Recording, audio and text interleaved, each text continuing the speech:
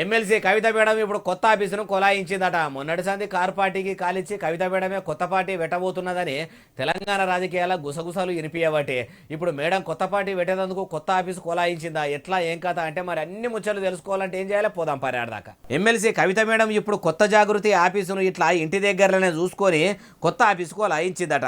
జాగృతి office ఎట్లున్నది, అందులో car party పెబ్బ కేసీఆర్ సార్ ఫోటో పెట్టుకున్నదా, తోడబుట్టిన అన్న కేటీఆర్ సార్ ఫోటోనికి ఇట్లా పెట్టుకున్నదా అంటే ఏమేం పెట్టింది, ఏం కథ, ఎవరెవల పోటువలు పెట్టింది అంటే మీరే చూడుండ్రి.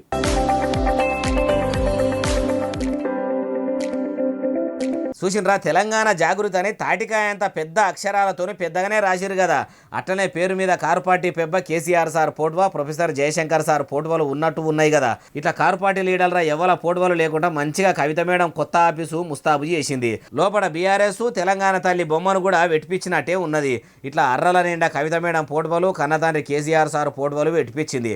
జాగృతి ఆఫీసుకు వచ్చే జనం కోసం మంచిగానే ఏర్పాటు చేసినట్టున్నది. ఇప్పుడు బోదిక్కు తెలంగాణ రాజకీయాల్లో కల్వకుంట్ల కుటుంబంలో చిచ్చులు చురువైనాయి.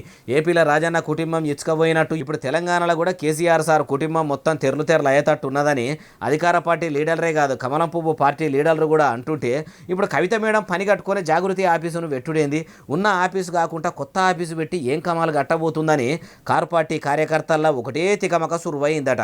మరి కవిత మేడం కావాలని పక్కా ప్లానింగ్తోనే ఇట్లా కొత్త ఆఫీసు కొలాయించిందా, లేకుంటే కొత్త కమాలు గిట్లా కట్టేదందుకు గిట్లా చూస్తుందా అంటే ఏమో ముందట అన్ని ముచ్చట్లు తెలుస్తాయి అంటుర్రు ఈ ముచ్చటి నోళ్ళు.